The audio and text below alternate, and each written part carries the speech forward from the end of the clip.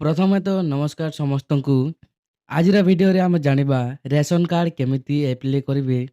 ସେ ବିଷୟରେ ଆମେ କମ୍ପ୍ଲିଟ୍ ପୁରା ଏହି ଭିଡ଼ିଓରେ ଜାଣିବା। ଷ୍ଟେପ୍ ବାଇ ଷ୍ଟେପ୍ ସବୁକିଛି ଆପଣମାନେ ଜାଣିପାରିବେ। ସିମ୍ପଲ୍ ପ୍ରୋସେସ୍‌ରେ ଆପଣମାନେ ଜାଣିପାରିବେ କେମିତି ଆପ୍ଲାଏ କରିପାରିବେ। ଆପଣଙ୍କର ମୋବାଇଲରେ ହିଁ ଆପ୍ଲାଏ କରିବେ। ଆପଣଙ୍କୁ କୌଣସି ଅନଲାଇନ୍ ସେଣ୍ଟର କିମ୍ବା ଜନସେବା ସେଣ୍ଟରକୁ ଯିବାକୁ ପଡ଼ିବନି।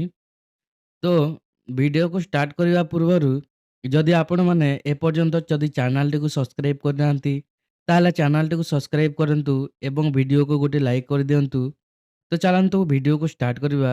ପ୍ରଥମେ ଆପଣଙ୍କର ମୋବାଇଲର ବ୍ରାଉଜରକୁ ଆସିଯିବେ। ବ୍ରାଉଜରରେ ଆସିଲା ପରେ ଏଠି ଲେଖିବେ foododisha.in ଲେଖିଲା ପରେ ସର୍ଚ୍ଚ କରିବେ। ତାପରେ ଆପଣଙ୍କର ସାମ୍ନାରେ କିଛି ଏହି ପ୍ରକାର ଇଣ୍ଟରଫେସ୍ ଦେଖିବାକୁ ମିଳିବ। ଏଠିରେ ବହୁତ ଗୁଡ଼ିଏ ଅପସନ୍ ଆପଣମାନଙ୍କୁ ଦେଖିବାକୁ ମିଳିବ। ଏଠିରେ ଆପଣମାନେ କ୍ଲିକ୍ କରିବେ ଅନଲାଇନ୍ ସର୍ଭିସେସ୍ ଉପରେ।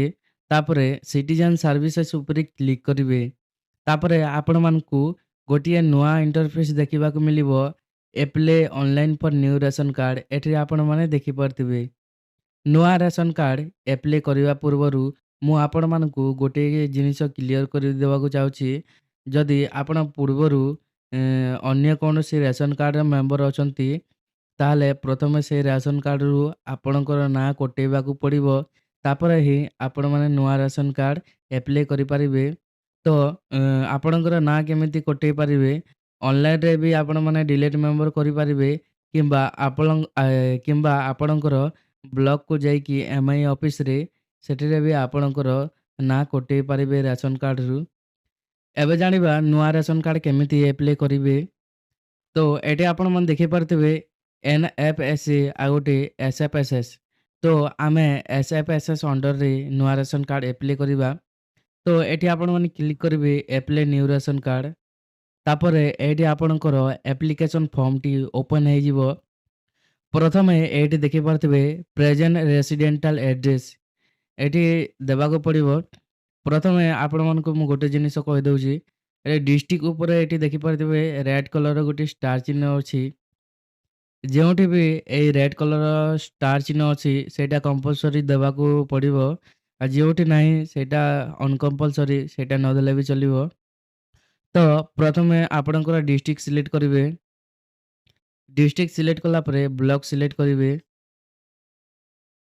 ବ୍ଲକ୍ ସିଲେକ୍ଟ କଲା ପରେ ଆପଣଙ୍କର ଜିପି ସିଲେକ୍ଟ କରିବେ। ଜିପି ସିଲେକ୍ଟ କଲା ପରେ ଆପଣଙ୍କର ଭିଲେଜ୍ ସିଲେକ୍ଟ କରିବେ। ଆପଣଙ୍କର ଗାଁ ସିଲେକ୍ଟ କରିବେ। ତାପରେ ପ୍ଲଟ୍ ନମ୍ବର ତ ଅପସନାଲ୍ ଅଛି, ସେଇଟା ନଦେଲେ ବି ଚଲିବ। ପିନ୍‌କୋଡ଼୍ ବି ଅପସନାଲ୍ ଅଛି, କିନ୍ତୁ ପିନ୍‌କୋଡ଼୍ ଦେଇଦେବେ। ପିନ୍‌କୋଡ଼୍ ଦେଲା ପରେ ଟିକେ ତଳକୁ ଆସିବେ। ବେନିଫିସିଆରୀ ଡିଟେଲ୍ସ ଏଠି ଆପଣମାନେ ଦେଖିପାରୁଥିବେ। ଏଇଟା କେମିତି ଫିଲ୍ଅପ୍ କରିବେ ଚାଲନ୍ତୁ ଦେଖିବା। ବେନିଫିସିଆରୀ ଡିଟେଲ୍ସ ଏଇଟା କେମିତି ଫିଲ୍ଅପ୍ କରିବେ ଦେଖନ୍ତୁ। ପ୍ରଥମେ ଯାହା ନାମରେ ଆପଣମାନେ ଆପ୍ଲାଏ କରିବାକୁ ଚାହୁଁଛନ୍ତି, ପ୍ରଥମେ ଏଇଠି ତାଙ୍କ ନାମ ଦେଇଦେବେ। ଇଂଲିଶରେ କ୍ୟାପିଟାଲ୍ ଲେଟରରେ ଲେଖିବେ। ଇଂଲିଶରେ ଲେଖିଲା ପରେ ଏଠି ତଳେ ଆପଣମାନେ ଓଡ଼ିଆରେ ଲେଖିବେ। ତାପରେ ଜେଣ୍ଡର ସିଲେକ୍ଟ କରିବେ। ଜେଣ୍ଡର ସିଲେକ୍ଟ କଲା ପରେ ଡେଟ୍ ଅଫ୍ ବାର୍ଥ ସିଲେକ୍ଟ କରିବେ। ଡେଟ୍ ଅଫ୍ ବାର୍ଥ ସିଲେକ୍ଟ କଲା ପରେ relationship with elder lady of the family ଏଠି ଆପଣମାନେ କ'ଣ କରିବେ ହେଡ୍ ସିଲେକ୍ଟ କରିବେ। ତାପରେ ଇପିକ୍ ନମ୍ବର ଯଦି ଆପଣଙ୍କର ଭୋଟର ଆଇଡି କାର୍ଡ଼ ନମ୍ବର ଅଛି ତାହେଲେ ଏଠି ଦେବେ, ନହେଲେ ଅପସନାଲ୍, ଏଇଟା ନଦେଲେ ବି ଚଲିବ। ତାପରେ ଏଇଟା ଟିକେ ସ୍କ୍ରୋଲ୍ ଡାଉନ୍ କରିବେ। ତାପରେ ଉପରକୁ ଆସିଲା ପରେ ଏଠି ଆଧାର ନମ୍ବର ଦେବେ। ଆଧାର ନମ୍ବର ଦେଲା ପରେ ଫାଦର ନେମ୍ ଦେବେ। ଏଠି ଦେଖିପାରୁଥିବେ ଫାଦର ନେମ୍ ଦେଲା ପରେ ସ୍ପାଉସ୍ ନେମ୍ ଏଠି ଯାହା ନାମରେ ଆପ୍ଲାଏ କରୁଛନ୍ତି ହେଡ୍, ତାଙ୍କ ସ୍ୱାମୀର ନାଁ ଏଠି ଦେବେ।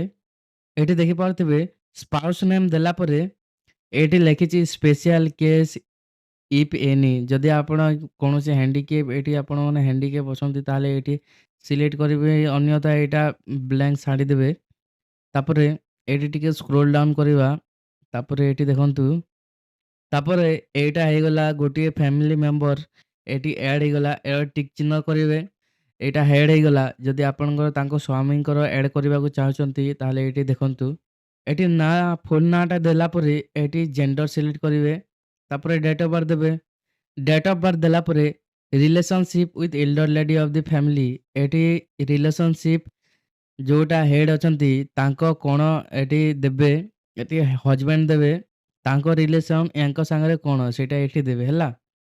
ତାପରେ ଇପିକ୍ ନମ୍ବର ଏଇଟା ବି ଯଦି ଅଛି, ଭୋଟର ଆଇଡି କାର୍ଡ଼ ଅଛି ତାହେଲେ ଦେବେ। ନହେଲେ ଟିକେ ତଳକୁ ଆସିକି ଏଇଠି ସ୍କ୍ରୋଲ୍ ଡାଉନ୍ କରିବେ।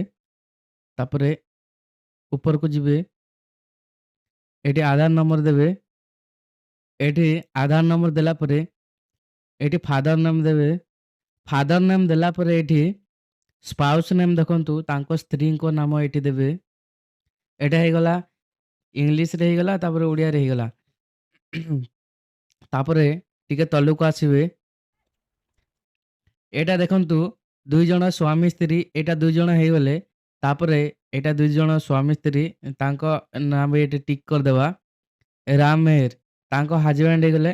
ତାପରେ ଯଦି ତାଙ୍କର କୌଣସି ପୁଅ କିମ୍ବା ଝିଅ ଅଛନ୍ତି ତାହେଲେ ଏଇଠି ପୁଣି ଥରେ ତାଙ୍କ ପୁଅ କିମ୍ବା ଝିଅର ନାମ ଦେବେ। ଏଇଠି ମୁଁ ଗୋଟେ ଦେଇଦେଉଛି, ତାଙ୍କ ଝିଅ ଗୋଟେ ଏଇଠି ଆଡ଼୍ କରିଦେବା। ଏଠି ଦେଖିପାରୁଥିବେ ତାଙ୍କ ଝିଅର ନାଁ ଏଠି ଆଡ଼୍ ହେଇଗଲା। ତାପରେ ତାଙ୍କର ଜେଣ୍ଡର ସିଲେକ୍ଟ କରିବେ, ଡେଟ୍ ଅଫ୍ ବାର୍ଥ ସିଲେକ୍ଟ କରିବେ। 5 ବର୍ଷରୁ ଅଧିକା ହେଇଥିବା କଥା। ଡେଟ୍ ଅଫ୍ ବାର୍ଥ ସିଲେକ୍ଟ କଲା ପରେ ଏଇଟା ରିଲେସନସିପ୍ ସିଲେକ୍ଟ କରିବେ। ଏଠି ରିଲେସନସିପ୍ ସିଲେକ୍ଟ କରିବେ, ଡଟର ଏଠି ସିଲେକ୍ଟ କରିଦେଉଛି। ତାପରେ ଏଠି ଇପିକ୍ ନମ୍ବର ତ ଛୁଆଙ୍କର ଥିବନି। ତାପରେ ଏଠି ଆସିବେ ତଳକୁ ଆଉ ସ୍କ୍ରୋଲ୍ ଡାଉନ୍ କରିବେ। ଏଠି ଆଧାର ନମ୍ବର ଦେଇଦେବେ। ଆଧାର ନମ୍ବର ଦେଲା ପରେ ପୁଣି ଥରେ ଏଠି ଫାଦର ନେମ୍ ଦେବେ। ଫାଦର ନେମ୍ ଦେଲା ପରେ ସ୍ପାଉସ୍ ନେମ୍‌କୁ ସେମିତି ବ୍ଲାଙ୍କ ଛାଡ଼ିଦେବେ। ତାପରେ ଏଠି ଆସିକି ସ୍କ୍ରୋଲ୍ ଡାଉନ୍ କରିବେ। ଏଠି ଆପଣମାନେ ଦେଖିପାରୁଥିବେ। ତାପରେ ଏଠି ଆପଣମାନେ ଦେଖିପାରୁଥିବେ 3ଟା ଯାକ ଆଡ଼୍ ହେଇଗଲା। ଏଇଟା ସୀତା ମେହେର, ଏଇଟା ଫ୍ୟାମିଲିର ହେଡ୍ ହେଇଗଲା। ତାପରେ ତାଙ୍କ ହଜବ୍ୟାଣ୍ଡ ଏଇଟା ହେଇଗଲା। ତାପରେ ତାଙ୍କର ଡଟର, ତାଙ୍କର ଝିଅ ଗୋଟେ ଏଇଟା ହେଇଗଲା। ଏଇଟାକୁ ଟିକ୍ ଚିହ୍ନ ମାରିଦେବେ। ଏଇଟା 3ଟା ଯାକ ହେଲା ପରେ ଟିକେ ତଳକୁ ଆସିବେ। ତଳକୁ ଆସିଲା ପରେ ଅଦର ଇନଫର୍ମେସନ୍ ଦେବାକୁ ପଡ଼ିବ। ଏଠି ରାଇସ୍ ଏଫ୍.ପି.ଏସ୍ ନେମ୍, କୋଉଠୁ ଆପଣମାନେ ଚାଉଳ ନେବେ ସେଇଟା ଏଠି ସିଲେକ୍ଟ କରିବେ। ତାପରେ ଏଠି ଆପଣମାନେ ଦେଖିବେ ଅଟୋ ଇନକ୍ଲୁଜନ୍ କ୍ରାଇଟେରିଆ। ଯଦି ଆପଣମାନେ ଏଠି ଦେଖିପାରିବେ ଫ୍ୟାମିଲି ମେମ୍ବର ଯଦି ଆପଣଙ୍କର ହେଡ୍ ଟ୍ରାନ୍ସଜେଣ୍ଡର କିମ୍ବା ଆପଣଙ୍କର ଏଇଟା ପର୍ସନ୍ ୱିଥ୍ ଡିଜାବିଲିଟି 40%ରୁ ଅଧିକା ଆପଣଙ୍କର ହ୍ୟାଣ୍ଡିକ୍ୟାପ୍ ଥାଏ ତାହେଲେ ଏଇଟା ବହୁତ ଗୁଡ଼ାଏ। ତାପରେ ହାଉସ୍ ହୋଲ୍ଡ ୱିଥାଉଟ୍ ସେଲ୍ଟର, ବିନା ଛାତର ଘର, ଏଇଟା ବହୁତ ଗୁଡ଼ାଏ। ଏଇଟା ସିଲେକ୍ଟ ଯଦି ଆପଣଙ୍କର କୌଣସି ଥାଏ ତାହେଲେ ସିଲେକ୍ଟ କରିବେ। ଅନ୍ୟଟା ଏଇଟା ଏମିତି ଛାଡ଼ିଦେବେ। ତାପରେ ମୋବାଇଲ୍ ନମ୍ବର ଏଠି ଦେଇଦେବେ। ମୋବାଇଲ୍ ନମ୍ବର ଦେଲା ପରେ ବ୍ୟାଙ୍କ ଡିଟେଲ୍ସ ଦେବାକୁ ପଡ଼ିବ। ଏଠି ବ୍ୟାଙ୍କ ନେମ୍ ସିଲେକ୍ଟ କରିବେ। ତାପରେ IFSC କୋଡ଼୍ ସିଲେକ୍ଟ କରିବେ। ତାପରେ ଏସି ନମ୍ବର ଦେଲା ପରେ ଆକାଉଣ୍ଟ ହୋଲ୍ଡର ନେମ୍ ଏଠି ସିଲେକ୍ଟ କରିବେ। ଆକାଉଣ୍ଟ ହୋଲ୍ଡର ନେମ୍ ସିଲେକ୍ଟ କଲା ପରେ ଏଠି ଟିକ୍ ବକ୍ସ ଉପରେ କ୍ଲିକ୍ କରିବେ। ତାପରେ ଏଠି ସେଭ୍ ଉପରେ କ୍ଲିକ୍ କରିବେ। ସେଭ୍ ଉପରେ କ୍ଲିକ୍ କଲା ପରେ beneficiary information is save successfully ହେଇଯିବ। ତାପରେ ପ୍ରିଣ୍ଟ ଏନୋଲେଜମେଣ୍ଟ ଉପରେ କ୍ଲିକ୍ କରିବେ। ତାପରେ ଆପଣଙ୍କର ଏନୋଲେଜମେଣ୍ଟ ସ୍ଲିପ୍ଟାକୁ ପ୍ରିଣ୍ଟ କରିକି ଆପଣଙ୍କର MI ଅଫିସକୁ ନେଇକି EKYC କଲା ପରେ ଏ କାର୍ଡ଼ଟା ଆପ୍ରୁଭାଲ୍ ହେବ। ତାପରେ ଆପଣଙ୍କର ଡାଉନଲୋଡ଼୍ କରିପାରିବେ ଅନଲାଇନ୍ରେ। ଯଦି ଭିଡ଼ିଓ ଭଲ ଲାଗିଲା ତାହେଲେ ଚ୍ୟାନେଲଟିକୁ ସବସ୍କ୍ରାଇବ୍ କରନ୍ତୁ ଏବଂ ଭିଡ଼ିଓକୁ ଲାଇକ୍ କରନ୍ତୁ। ଏବେ ବି ଯେକୌଣସି କ୍ୱେଶ୍ଚିନ୍ ଥାଏ ମନରେ ତାହେଲେ କମେଣ୍ଟ ମାଧ୍ୟମରେ ପଚାରି ପାରିବେ। ଭିଡ଼ିଓଟିକୁ ଶେଷ ପର୍ଯ୍ୟନ୍ତ ଦେଖିଥିବାରୁ ବହୁତ ବହୁତ ଧନ୍ୟବାଦ।